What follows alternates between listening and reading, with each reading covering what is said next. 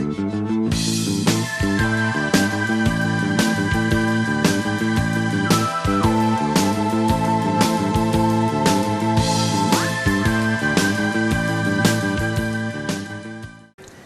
вечер, почитувани гледачи, добро дојдовте во уште едно ново издание на емисијата Ваш термин. Знаете, секој понеделник 17:10, тука сум јас како ваш домаќин Виолета Петровска-Перич и секако оние гости кои што се овде со мене за да поразговараме за оние проблеми кои што се јавуваат во однос на вашето здравје. Така и денес ќе имаме една интересна тема, односно ќе говориме за правилната исхрана и хронодиететскиот режим или хроноисхраната. А за таа цел денес овде со мене во студиото веќе е Александра Пренчова, која што е нутриционист и ни доаѓа од Центарот за внатрешни болести Срце. Значи со неа ќе поразговараме на оваа тема, ќе дознаете многу информации во однос на правилната исхрана, во однос на хроноисхраната, која што е прва и единствена кај нас во Центарот за внатрешни болести Срце, значи поконкретно ќе ни каже Александра во разговорот. Потоа, меѓутоа, пред да започнеме со разговорот и пред да ја поздравам Александра, би сакала да го слушнете и видите подготвениот прилог за правилна исхрана.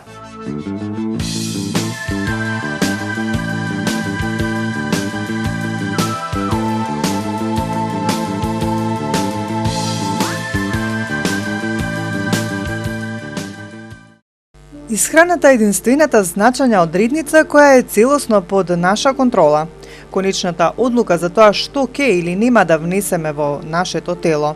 Другите детерминанти, како што се квалитетот на воздухот кој го вдишуваме, бучавата на која сме изложени, емоционалната клима на нашата околина, не секогаш може да се контролира, но затоа пак можеме да го контролираме она што го јадеме. Многу е важно да се одбере правилна храна која ќе придонесе за подобрување на нашето здравје. Правилно избалансираната храна земена во вистинско време е секогаш добар избор. Погрешен избор на храна во одредено време од денот доведува до создавање на метаболен отпад и труење на клетките на организмот. Ова со време предизвикува разни заболувања. На прво место настануваат разни метаболни нарушувања, како што се шеќерната болест, како последица на исцрпеноста на панкреасот, пореметување на липидниот статус, зголемени вредности на триглицериди и холестерол во крвта, а како последица на тоа заболување на срцето и крвните садови, покачен крвен притисок, но и прерано старење, разни форми на малигнитет, дегенеративни заболувања, гојност и друго. Најчесто видлива последица на грешките во исхраната е дебелењето, како општо, така и парцијално, на собирање на масни депозити во одредени делови на телото. Со правилната исхрана и со планирањето на секојдневните оброци го намалуваме ризикот од гоност. Дебелината е еден од потечките фактори во светот кој влијае врз појавата на хронични незаразни болести, како што се дијабетесот тип 2 или кардиоваскуларни болести. Урамнотежената и разновидна исхрана е основа на нашето здравје, а истовремено помага и во регулирање на телесната маса. Не постои добра или лоша храна, но затоа постои добра или лоша исхрана. Секогаш има време да влијаеме врз нашето здравје. Секогаш постои време и има да се храниме здраво и правилно.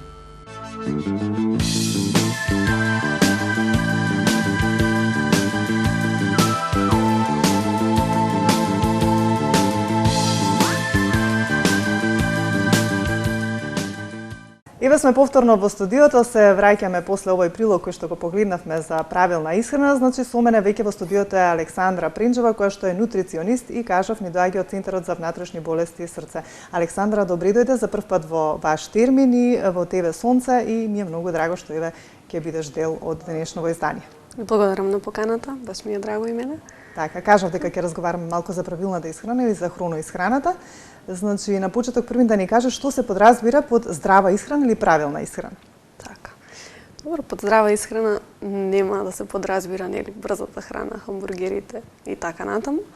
Би се подразбирало опфаќање на оптимален нутритивен статус на еден човек, значи нормално избалансирана храна, која што ќе ги задоволува неговите нутритивни потреби.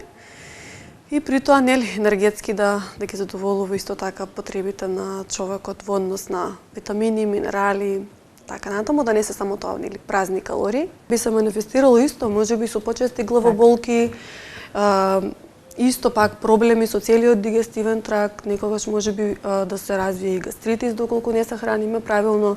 Оној синдром на иритабилен колон исто така честа појава, значи многу работи може да се случат доколку не внимаваме на исхраната. Али она што најчесто можеме да го видиме е како показател лабораторијата. Докторите го имаат оној дел кај нас каде што мора за секој пациент или личност што доаѓа во центарот да се погледне лабораторија која што е доста опширна, значи тука имаат улога доста фактори. Така. И во однос на оној наш дел на нутриционистите, се што е потребно да се исфрли одредена храна доколку нели личноста веќе има проблем со истото, како покачани триглицериди, овој холестеролот, мочната киселина исто така, значи има храни кои што пречат на тие работи и сето тоа е една целина.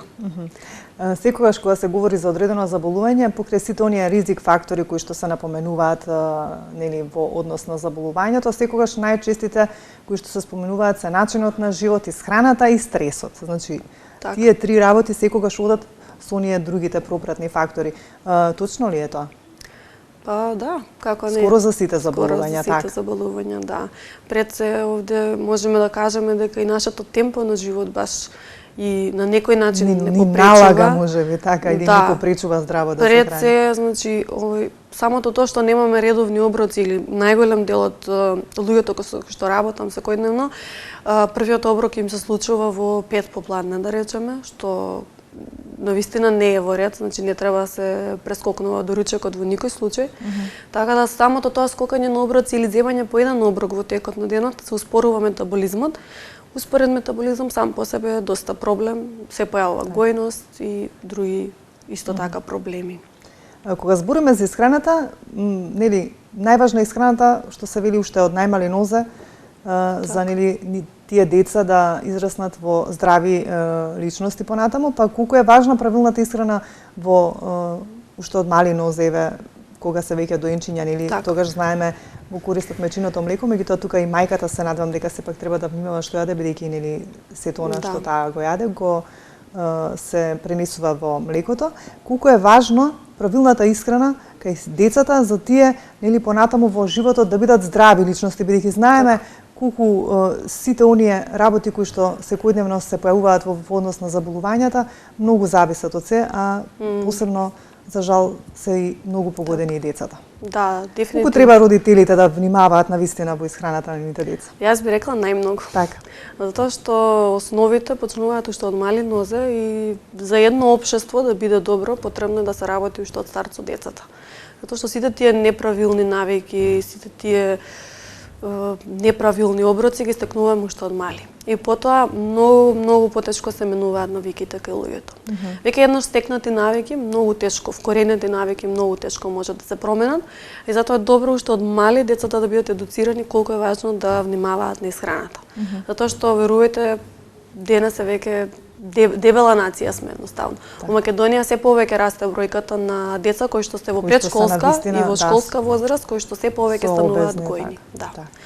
Така да јас како нутриционист, значи дефинитивно се залагам за тоа да во секоја образована институција би требало да има нутриционист во школите, да ги едуцира и сите тие оброци кои што ги земаат децата да бидат здрави или барем да ги насочат ако немаат училиштата услови за да речеме за некоја менза или нешто тако, барем да ги насочат децата што би требало тие да земат за доручек.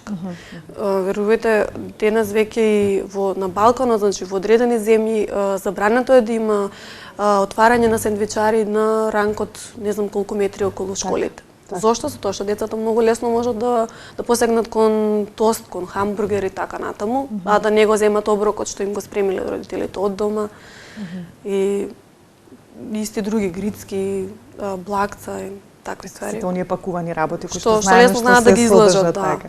Што се навистина вкусни, меѓутоа не се добри за нашето здравје. Да. Кукаве, знаеме дека покрај храната, водата, бидејќи нели нашето тело во поголем процент се состои од вода, игра многу важна улога во однос на нашето здравје. Зошто? Да ни објасните и зошто е толку битно ние да пиеме многу вода? Значи не сокови, значи настрана сите тие додатоци, особено оние нели готовите купените.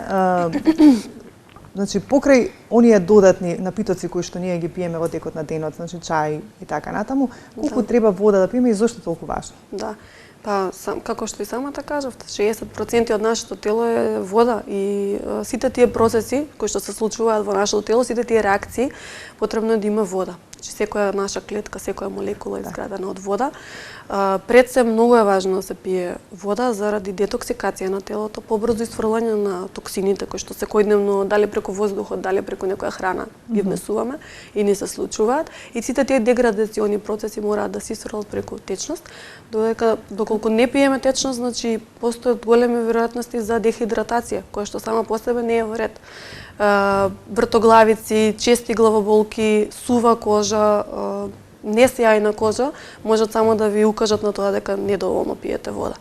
Според барањата, се напијам во моментот. Да, според барањата, значи 25 до 30 милилитри на килограм треба да испие секој човек во текот на еден ден вода. Од прилика тоа би било во минимум 2-3 литра за човек со нормална тежина и во зрели години, така да мора да се пие вода, да пиеме почесто вода. Секако дека без вода нема живот и докажано е тоа дека нашето тело може без храна, меѓутоа без вода. Да. И многу често се заборава да се пие вода. Често слушам цел ден се немам напиена вода, што исто така не е во ред. Да. Мора да се потсетуваме да пиеме вода. Ајде да се обратиме до нашите гледачи, значи за оние кои што се вклучија подоцна, разговараме на тема здрава исхрана или сега во некако вториот дел од разговорот ќе објасниме оној тип на хроноисхрана, значи која што во Центарот за внатрешни болести срце ја практикуваат на некој начин како диететски режим за некои од нивните пациенти кои што имаат проблеми со здравјето, меѓутоа и за оние кои што имаат проблеми со дебелината. Значи, следите не, ќе следи уште поинтересен разговор во однос на хроноисхраната, а знаете дека сме ние контактна емисија и доколку имате некое прашање, некоја дилема во однос на сето што го говориме, во однос на исхраната, во однос на конкретно на хроноисхраната, секако можете да се јавите, да искомуницирате со нас и Александра ќе се обиде да ви даде насока во однос на некоја ваша желба или проблем што го имате во однос на заболувањата или пак во однос на исхраната. Александра, зборевме дека дебелината е она која што прва е алармантна некако, која што треба да ни посочи дека треба веќе нешто да преземаме, иако кажуваме дека има тука и други симптоми кои што не треба да ги занемаруваме. Сега, знаеме дека секогаш оние луѓе кои што се обезни имаат голем проблем им е да некако да започнат да држат диета, нели бидејќи се навикнати да јадат се и се што така речено, се што им е сладко, се што им е нели убаво. Па кој е најголемиот нивен проблем вака како нутриционист? Можеш ли ти да ни го посочиш освен неодлучноста? Да, како не. Моето 2-годишно искуство покажало дека дебелината е навистина голем проблем и сите луѓе кои што имаат проблем со тежината мора да се сватат многу озбилно. Пред се имаат проблем да прифатат прво дека имаат проблем. И затоа можеби е добро некогаш и да се разговара и со психолог, кој што ќе им помогне полесно да го прифатат тоа. Се случува тоа дека они ќе забележат или било која личност, али ќе рече ајде уште ова да го каснам денес, ајде уште ова, ајде од утре ќе почнам, да, знаете. За 2 дена ќе почнам, така. И веќе кога ќе дојде алармантна ситуацијата, тогаш едноставно немаат правата слика за себе си. Не сметаат дека се навлезени веќе толку во тој проблем, што веќе кога ќе дојде време да се решава, веќе немаме загубење пример 5 килограми, туку имаме загубење 20 или 40 килограми. Тоа е многу тешко. А самата тежина по себе прави многу проблем на коските, на зглобовите, значи на самиот човек, значи го успорува. Така да многу сериозно треба да се сватат сите луѓе што имаат проблем со тежината и треба да им се помогне сериозно. Се разбере нивниот проблем и да им се укаже дека е навистина проблем. Како оди кај вас сето она, како да кажам, како еден пат кој што треба да го поминат оние кои што ќе решат да дојдат кај вас, значи што преземате првин, дали им правите крвна слика, дали според тоа некои параметри тие таму што се во крвта кои што ќе покажат нели некои отскокнувања, има улога во тоа што ќе одредите и како понатаму ќе што правите, какви испитувања, се вршат ли некои испитувања во однос на кога нели се става некој пациент на хронодиета Така. или хроноисхрана. Така, мораме да кажеме дека со гордост дека овој дел првпат во Македонија го работат лекар специјалист и нутриционист. Така. Значи нашите професии во однос на диететиката се заедно и оној дел кој што го вклучува лекарскиот исто незаменлив, значи правиме голема комплетна лабораторија каде што се опфатени повеќе параметри кои што се важни за лекарите да направат првична проценка. И тој дел е нивен дел каде што даваат и соодветна суплементација зависно од потребите на пациентот или личноста. Потоа има мерање личноста на апарат каде што гледаме колку масти има, минерали, протеини. Метаболизмот ни е многу важен со која брзина работи, 90% е кај дебелина е успорен. И на друг апарат се работи интолеранција на храна, која што јас ви ја спомнав уште на почетокот. Клучна работа исто во одредување на еден режим на исхрана. Се работи за секој пациент поединечно, се исфрла сета храна која што него му пречи. Мораме да напоменеме дека тоа не е трајна состојба на телото, интолеранција, значи одреден период се исфрла храната која што не пречи, со што телото се остава да се детоксицира, да се прочисти и потоа во консултација или во договор со нас постепено се враќаат подредени на намирници во исхраната на човекот. И сето тоа е заедно вклопено според принципите и правилата на хроноисхраната. Така. Значи по франшиза на доктор Ана Гифин ќе работиме ние во Македонија единствено во Центарот за внатрешни болести. Така, да, вие сте единствени, тоа сакав јас да го потенцирам. Да. Значи тоа практично означува хроноисхрана. Хроноисхрана, така. Да, така. Значи кој е програмот за хроноисхрана? Значи што означува? Значи како се одвива тоа? Така, значи, така. постојат ли некои тешко ли е тоа, мачно ли е, некако ќе да им објасниме нешто, бидејќи бидејќи сигурно ќе интересира. Тешко не. Хроно е супер, пред се е многу прилагоден, многу реален начин на исхрана и треба буквално секој да го преминува. Бидејќи се уфрлам, ние сме сите некако нели секојдневно трчаме на работа натаму наомо, значи може ли тоа да се практикува во наше брзо и стресно живење и работење така? Така се сака, буквално се може и плюс е најнормална исхрана, само треба добра организација, да се запознае човек добро со правилата и jednostavно хроно е онака баш приказно за цел живот. Треба само да знаете комбинацијата на храна и во кое време е добра да ја изедете. Значи макар и да сте во ресторан, знаете што треба да нарачате од кога ќе влезете нели во хроношема, макар и да сте негде да патувате, значи има опција што може да се направи, значи буквално секаде може да се спроведе, само е потребна добра организација и добра комбинација на храната.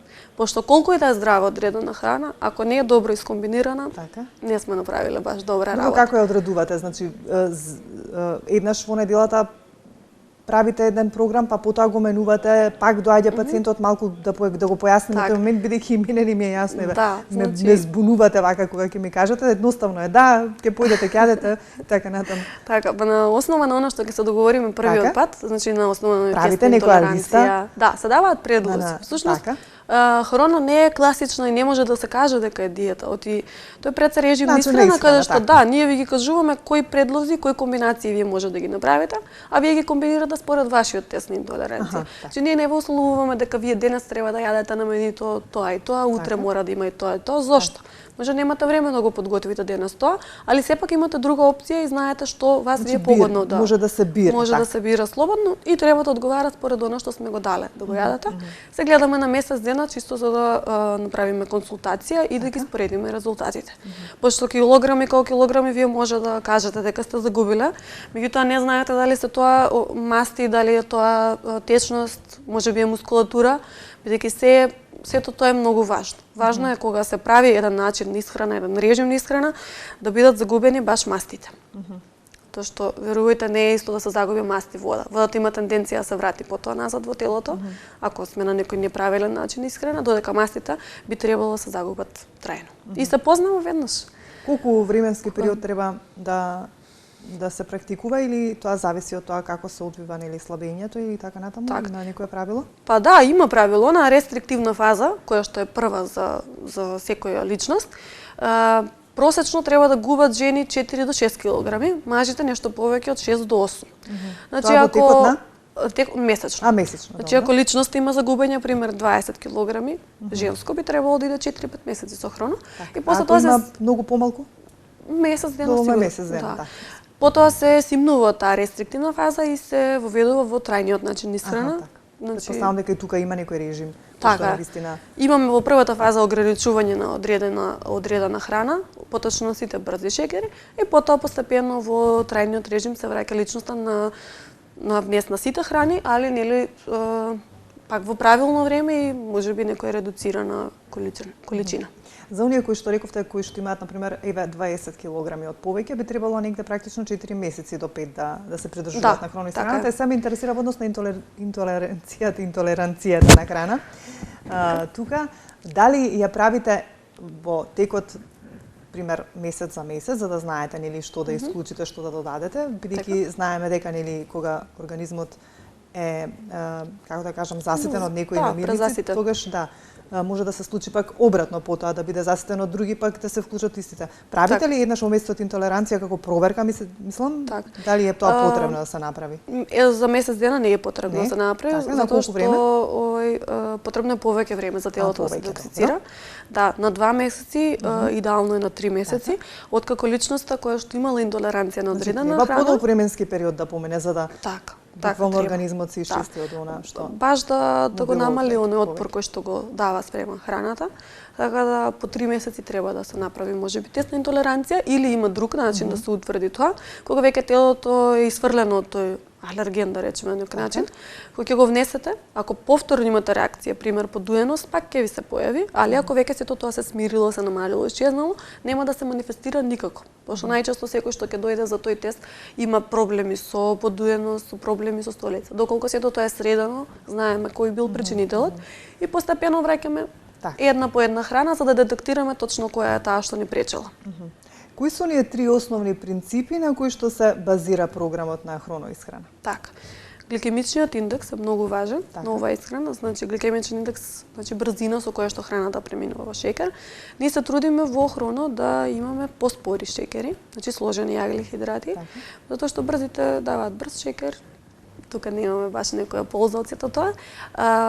Базноста е исто така важна, се трудиме барем колку што можеме со комбинациите на храна да направиме храната да биде побазна. Алкалната средина во организмот, да појасниме за гледачите барем да знаат што е. Така, алкалната средина.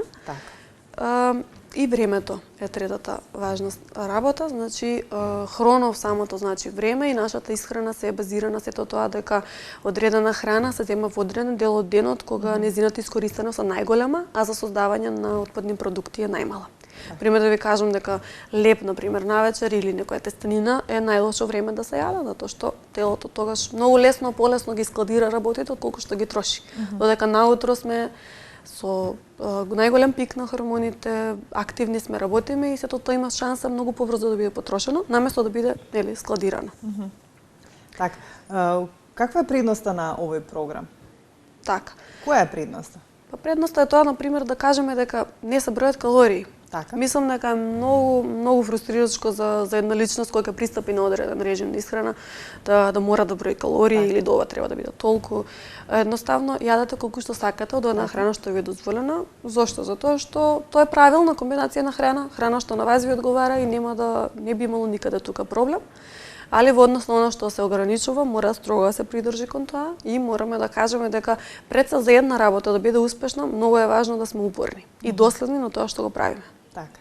Овде вели предноста исто е во тоа што никогаш не се јавува јојо ефект, односно враќањето на тежината, што верувам дека сите оние кои што имаат проблем најмногу го посакуваат, нели, кога веќе еднаш ќе се вратат во нормална, кога ќе имаат нормална телесна тежина, ќе си го повратат, нели, оној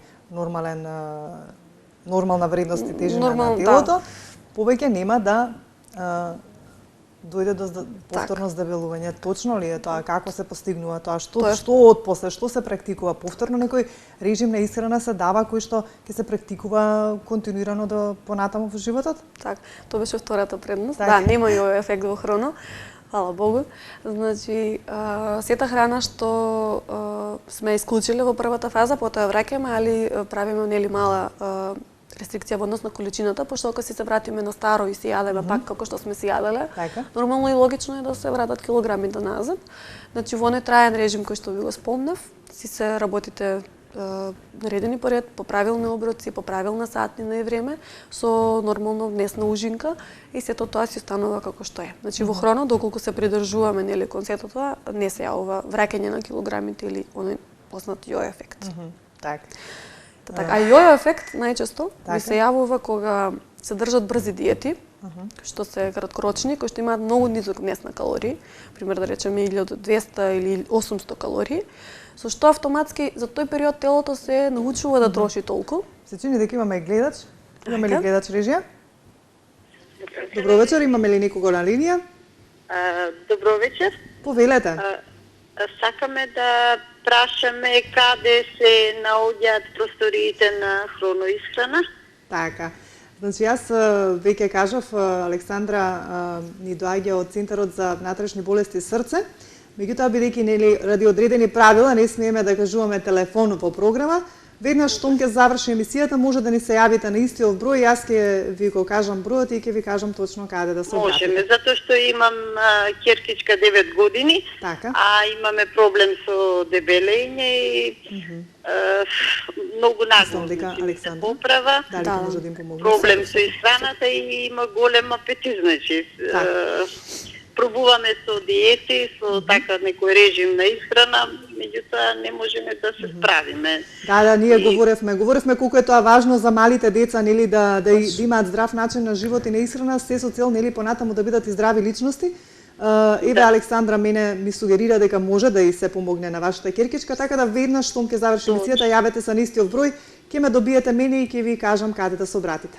Добро, ќе може да добиеме нивниот број за да ја контактираме да се договориме. Секако.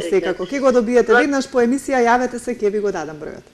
Благодарам. Благодариме и вам што не следите, останете да слушнете до крај што ќе кажеме за за хроноисхраната. Така, и не само децата, значи целото семејство може да пристапи кон храна. Целата фамилија може да го пременува. И не мора да бидат обезни или гојазни за да останат, него ќе се хранат здраво. Пред се за здравје. Така, пред се за здравјето. Кога веќе сме кај здравјето, колку од оние бидејќи Центарот за внатрешни болести срце опфаќа поголем тим на доктори кои што таму се одговорни за ред заболувања кои што се јавуваат во секојдневниот живот, колку од сите оние заболувања кои што ги третираат докторите таму пак ја поврзувате хроноисхраната во однос на лекувањето? Не е тука присутен доктор Горан или да можеме и околу тоа, меѓутоа еве ќе се обидеш ти нешто да кажеш. Добро, најчесто они работат со кардиоваскуларни болести, најчесто. Меѓутоа дали ја применуваат во однос на лекувањето и хроноисхраната, тоа ме интересираше кога станува збор за заболувањата, не само за Така, пред се пристапува во однос на нивниот дел сигурно по класичен тип на лекување, класична медицина, али кога веќе имаме неправилен начин исхрана кај пациентот што ја го довело до сета таа ситуација, нормално дека доколку самиот сака да му се помогне и со начин на исхрана, нормално дека би интервенирале и ние. Пошто хрона може многу да им помогне на сите тие луѓе кои што имаат проблеми. Значи ако има потреба се вклучува. Со холестерол, триглицериди, Доколку нели изјави желба и самиот пациент. Значи кажавме првата фаза трае 28 дена. Така, да. Што се дали по овие фази кои што ги кажавме, значи така речено по месец дена се практикува одредено користење, например, не користење на шеќери воопшто или пак не користење на масти. Има ли таква некоја поделба во однос на кога станува збор на месечно ниво? Така. Има поделба, да. Значи во првата фаза, како што ви спомнав, забранети се сите видови на прости шеќери. Значи се е исклучено. Да, затоа што телото му состава можност како недостиг на извор на енергија. Пред се, кога сакаме да за било кој процес потребен ни е шеќер, што и да внесеме мора да се преведе до шеќер, кој што мора да се преведе до енергија, така да во недостиг на шеќери, телото само ќе ги побара сопствените масти како извор на енергија и тоа е тоа што всушност функционира во овој режим. Значи потребно е да си ги согори телото сопствените масти како извор на енергија и на тој начин да си помогне во однос на тежината. Така. Значи кажавме, сега гледам тука до каде сме, нели, бидејќи се разговараме, јас не го следам баш. Така. Овој мој, нели, добро, не е само дебелината проблем. Исто се случува доста, не толку често, али се случува да се работи со луѓе кои што имаат обратна ситуација. Оние кои што се навистина оние кои што имаат проблем со подхранетост, Така. И тоа е исто така проблем кој што не треба да се занимари. И тука може со хроноисхраната да се поправи работата, така? Да, дефинитивно. Значи Јас сега тука читам нели ова од вашиот сајт, извонредни резултати кај гојазните лицата кои боледуваат од дијабет и кај сите луѓе кои имаат зголемени масноти во крвта или било кој облик на метаболен синдром. А знаеме што значи метаболен синдром, значи сите оние параметри кои што се значи покачен шеќер, притисок, значи холестерол, триглицериди, кои што се пак ризик фактори за срцеви заболувања. Начин на спроведување кажавме. Значи, има ли нешто тука да се додаде околу начинот на спроведување?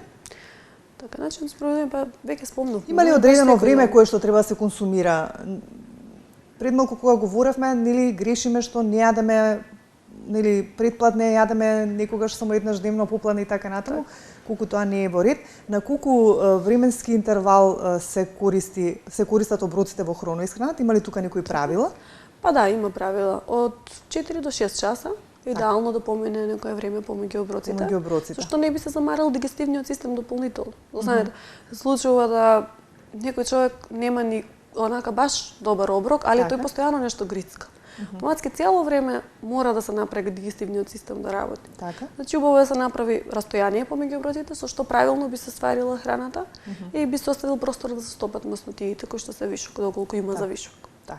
Значи кажавме дека во вклучени се кога станува збор за технологијата, ќе кажавме оние апарати, треба ли нешто да дополниме во однос на апаратите, значи апаратот InBody кој што го одредува составот на човековото тело. Ајде може уште еднаш тука да ги потенцираме, да ги објасниме, па и некако да кажеме онаа група на луѓе па кои што можат да спроведуваат оваа хроноисхрана, може не беше секој да објасниме кои се кои се може. Се работи во центарот со доста софистицирани апарати, значи првиот чита состав на тело, кој што ни е многу важен за целиот начин на исхрана. Замастеност на внатрешните органи е покажана, мускулатурата дали е развиена, може би имаме проблем со пониска мускулатура или пак поразвиена. Мастите најмногу кои што ни се најважни, оној обем на струк, обем на колкови, застапеност на масти во лева, десна рака, екстремитетите, базалниот метаболизам и колку е една личност физички спремна, значи гледаме и тоа. Занемаривме физичката активност која што мораме да кажеме дека е исто важна. А другиот апарат пак е биорезонантен метод, се работи интолеранција на храна. Значи пред да се почне да се применува хронометодата, секоја индивидуа која што ќе реши да практикува поминува низ овие два апарати. И во однос на сите оние резултати кои ќе ги дадат овие два апарати се спроведува хроноисхраната, така? Во однос на сето тоа. И лабораторијата нели како важен фактор, пошто имаме покачени некои ствари, некои параметри, треба да исклучиме дел од храните кои што знаат да попречат на таа ситуација. Бидејќи имавме една гледачка која што беше заинтересирана и драго ми е што се надевам ќе ве добие и ќе биде успешно сето на што ќе го сторат кај вас во однос на нејзиното девојченце. Значи кои се групи на луѓе може да спроведуваат оваа програма, значи дали има некој што не смее или пак смеат сите, бидејќи нели имаме еве на пример трудници или некои луѓе кои што не дај Боже имаат некои заболувања, дали има тука улога тоа или нема. Може секој кој што сака да се храни здраво да ја спроведува хроноисхрана. Буквално од 7 до 77. Значи нема исклучоци. Нема. И трудните жени и бремените жени можат да спроведат, секако само не ги мериме на апаратот за составот на телото, пошто нели таа тежина не е баш редостојна. Не е релевантна, али сите други можат слободно се пристапат на хрона. И работиме со секаков тип на популација. Кажавме значи дека оваа програма на хроноисхрана ја нема досега, значи нигде кај нас, освен во Центарот за внатрешни болести срце. Кажете ми колку време веќе тоа, не знам дали ве прашав на почеток, ме интересира колку време веќе го практикувате во овој центар овој начин на хроноисхрана? Така, па доктор Горан Николов пред 3 години, мислам, кога не се лажам, ја стапи во контакт со Белград, со таа франшиза, а јас веќе 2,5 години го работам тоа со нашите пациенти и ми е баш драго што навистина кај сите што се потрудуваат, кај сите има ефект, има резултат и ни е драго што можеме да помогнеме на луѓе кои што им е потребна помош. Дали веќе, како да кажам, еве ние за тоа ги правиме овие емисии, да ги информираме нашите гледачи, нели за да можете вие како центари во однос на хроноисхраната, во однос на нивните проблеми со сето она што го говоревме досега, да се изнајдат решенија, дали веќе луѓето на некој начин знаат, доаѓаат, имате ли заинтересираност поголема, сте приметиле веќе дека свесноста исто се зголемува, бидејќи нели треба да бидеме свесни за нашата состојба за да преземеме некоја мерка за да нели ја доведеме во ред. Да, има интересите. Како? Баш мислам дека моментално е тренд хроноисхрана и многу ми е драго што е тоа така. Од прилика повеќе од 1000 пациенти, 1100 се моментално во центарот, значи се повеќе се слуша за хроно, се повеќе се применува хроно и тоа е најчесто резултат на некој што претходно бил на хроно, па што ќе му каже на некој пријател, што и нас е најдраго што ќе дојде некој таква личност во центарот, кој што доаѓа по препорака, да. Беше убаво. Така, Александра, може ли да се применува хроноисхрана на некој што што има нормална тежина? Колку така има во подобрување на квалитетот на здравието во однос на секојдневниот живот? Зошто да не? Кај нас доаѓаат луѓе што имаат баш нормална тежина, али си водат сметка за својот начин на исхрана, си водат сметка за своето здравје и тоа се сосема окей. Секој треба да си води сметка за своето здравје. Ако имале проблеми со подуеност на стомакот, со проблеми со столица, мачнина, некоја тегоба со желудникот, сето тоа се регулира. И секако здравствените придобивки се пред се многу повеќе енергија. Знаете, правилно избалансирана храна во правилна комбинација и во право време едноставно дава многу повеќе енергија. Нема замор, главоболки некогаш се причина, така да сето тоа што го дава хроно, барам лично и по мислењето на многу други клиенти, резултатите се супер. И сега како за крај би сакала да како нутриционист нели да ве искористам. Еден апел до нашите гледачи, до оние кои што не сакаат да употребуваат хроноисхраната, меѓутоа оние кои што сакаат правилно да се хранат, како и што да консумираат секојдневно и кога не треба да јадат, знаеме дека навечер не треба да јадат, меѓутоа вака еден кус совет до нашите гледачи како за крај од вас. За правилна исхрана. Прво да не се скокаат оброци, значи да се јаде редовно, да се конзумира доста свеж овошје, свеж зеленчук, да се земаат сите оброци, да се биде физички активен, да се пие доволно вода и да се внимава на подготвувањето на самите оброци. Значи, што повеќе термички употребуваме храната, толку повеќе ги уништуваме нејзините ензими. Значи, сакам да кажам, премногу пржена и на тој начин приготвена храна не е добра. Исто, секоја намирница има свој начин на приготвување и не треба да се премине преку тоа. Пример, на еден спанак или на една брокола е само доволно 1 минута во врела вода, во вода што врие. За да се, прочисти од надворешните влијанија и да и се зачуваат сите нутритивни својства. Така да се јаде доволно свежа храна, колку што се може, да се пие доволно течности и да се спортува кога може. Така, се надевам дека ќе го слушаат твојот совет, за сите оние кои што не следеа во однос на хроноисхраната, секако еве го споѓата и ветивме веднаш да се после емисија ќе го дадеме бројот, за оние пак што ќе не можат да не добијат нели веднаш, ќе можат веќе од утре после 9 часот да се јават во нашата телевизија кај нашата секретарка, ќе може да го добијат бројот од Центарот за внатрешни заболувања срце и секако ќе се информираат како да стапат во контакт со Александра. Јас ти благодарам за денес, бидејќи нели оваа ни е последна емисија за оваа година. Ти посакувам многу здравје, среќа, љубов во новата година и многу успеси во однос на практикувањето на она што го работите во Центарот за внатрешни болести како нутриционист. Благодарам уште еднаш на поканата, ми беше драго.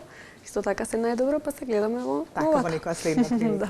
Почитувани мои, тука некаде ќе ве поздравам и вас, ви посакувам многу здравје, многу среќа, многу успех и убави моменти во новата година, нели сето она што било лошо да го оставиме во оваа 2016-та. Ви посакувам секако на крај многу добро здравје, а ние се гледаме повторно во 2017-та.